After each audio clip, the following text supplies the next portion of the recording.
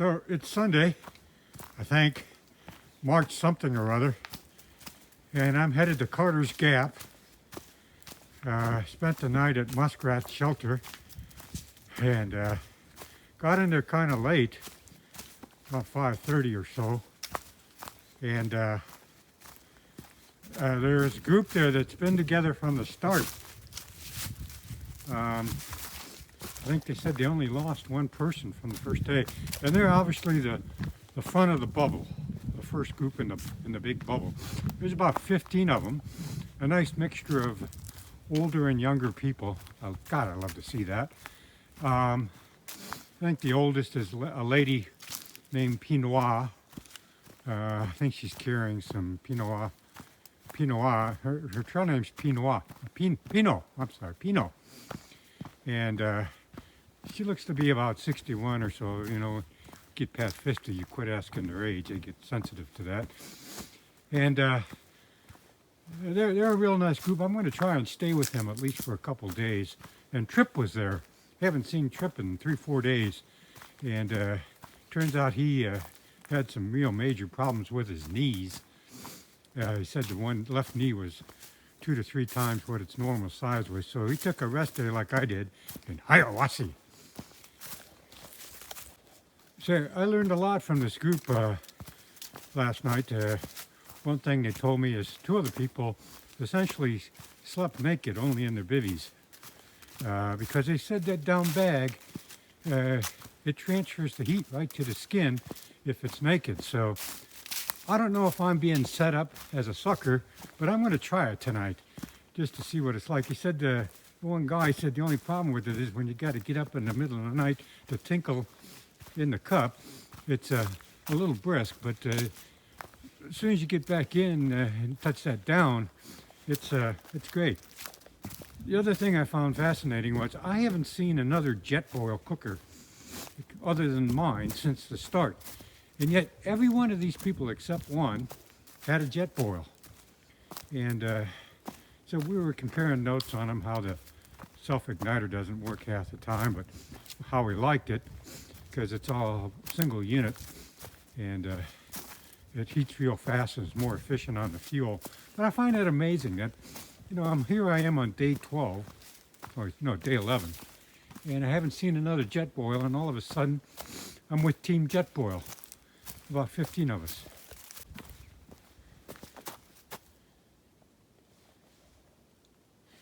So it got pretty cold last night. Most of us got in about 5 or so, cooked our dinner, didn't talk much, and just went right to bed.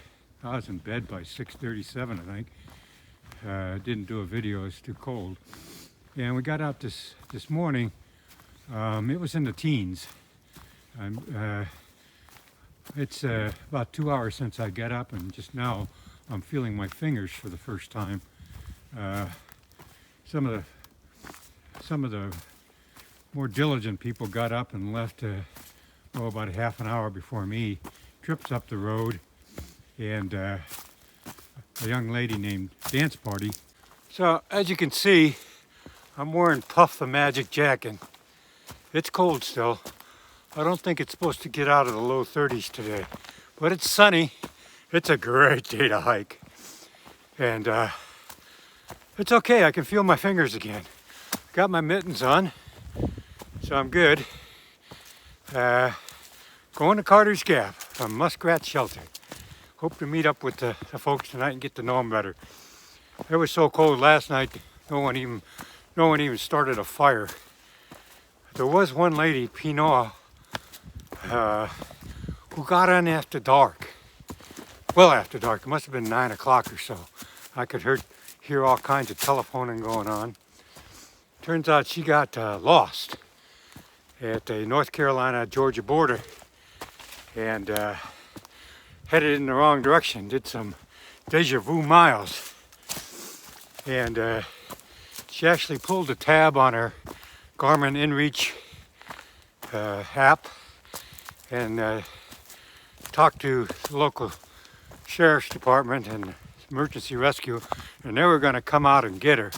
And then she found she was only less than half a mile from Muskrat Shelter, So she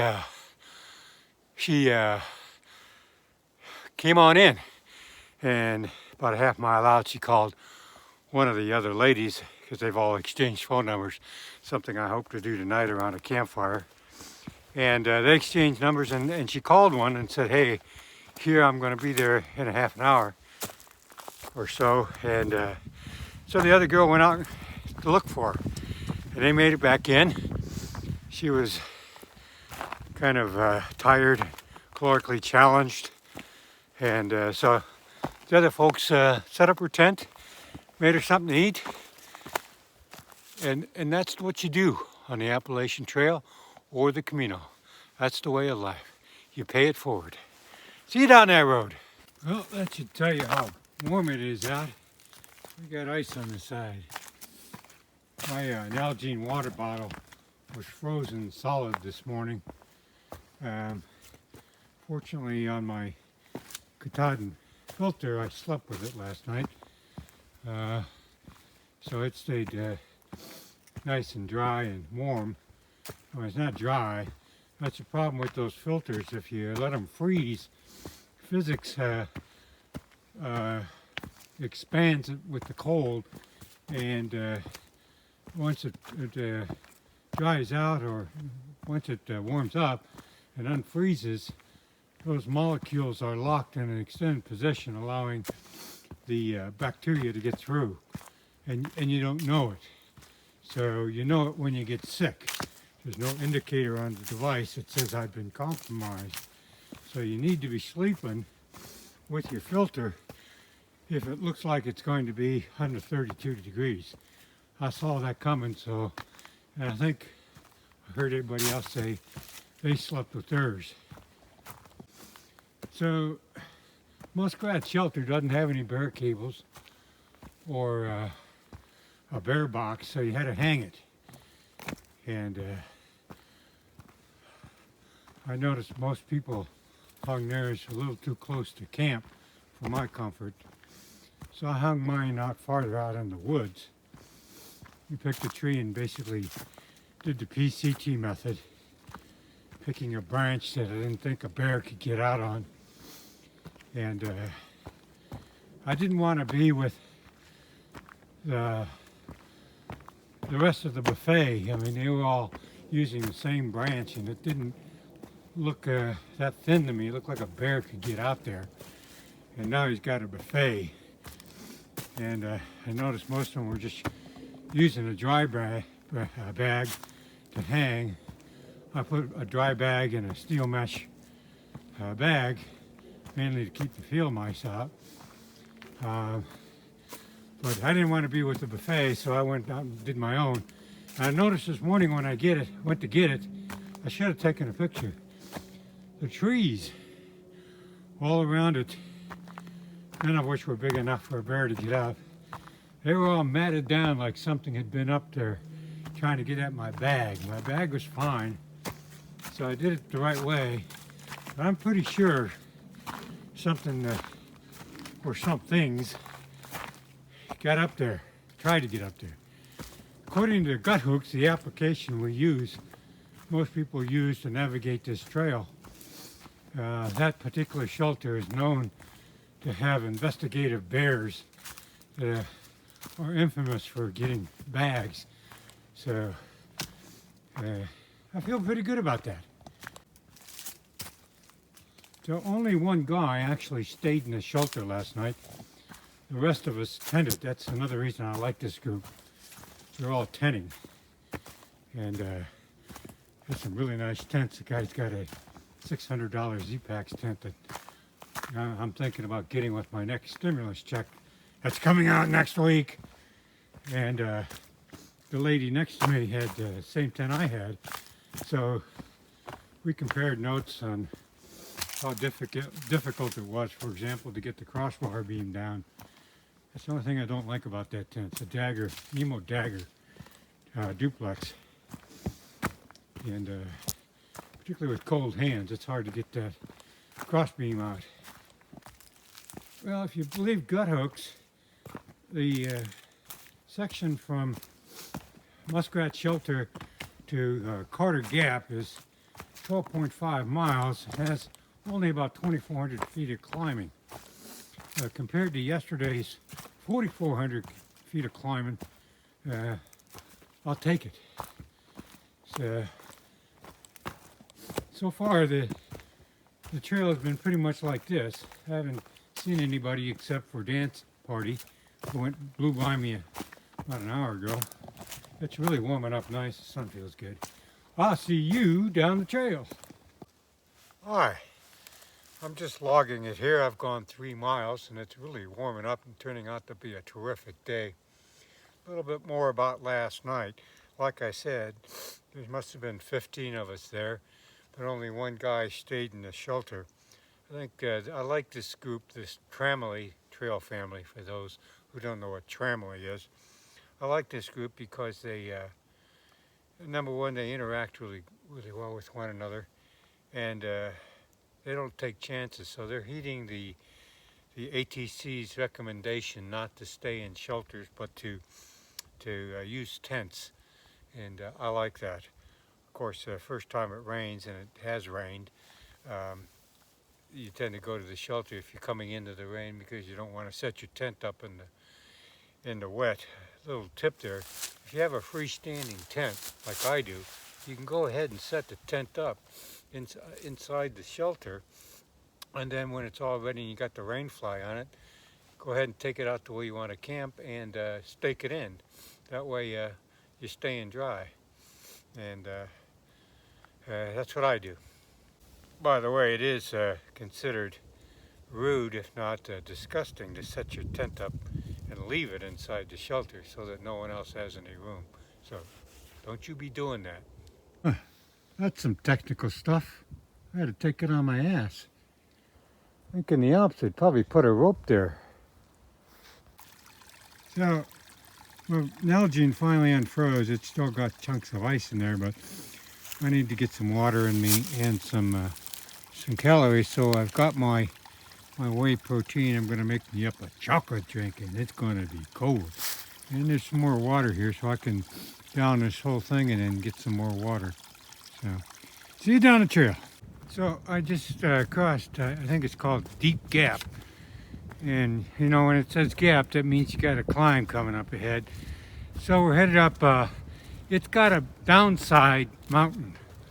Again, I don't know what it's really called, and I don't care. For me, it's got a downside mountain.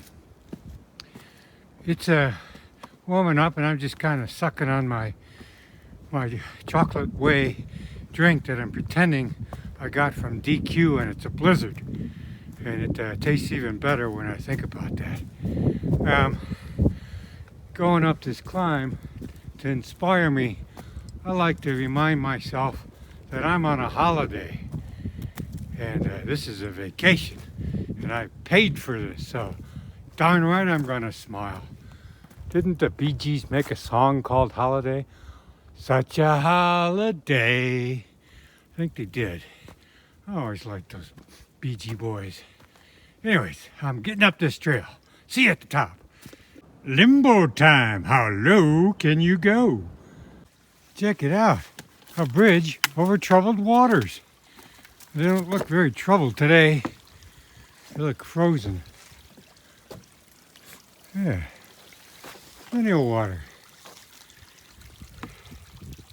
So someone on my blog a couple days ago commented that my understanding of these humpback white blazes is wrong. What this means is careful, change of direction. And I think he's right, because every time I see him now, there is a change of direction, something to watch out for. So thank you very much. So I made it to the top of all the gravities down in the Gap mountain. And according to Doc, the de facto leader of our Tramily, this is the last climb of the day. So I'm going to get to experience the good side of gravity. And most people don't know it or don't think about it, that down is the direction in which time slows down, according to Einstein's 1915 general theory of relativity. In fact, gravity is not even a force, contrary to what Mr. Isaac Newton thought. Gravity is property of or a geometric property of space.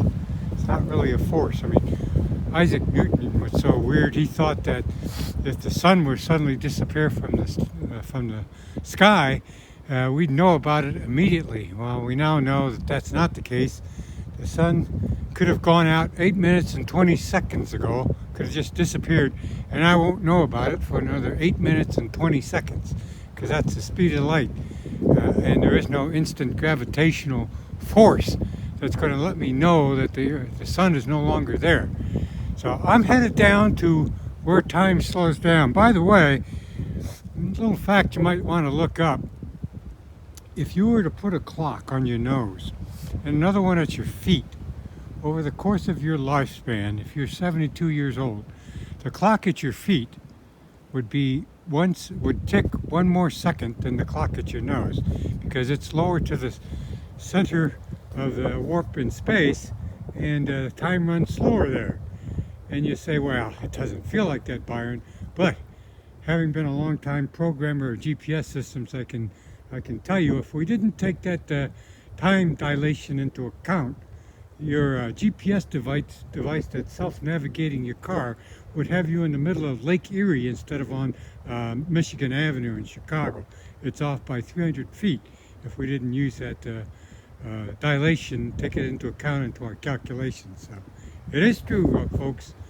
Reality is weirder than you think.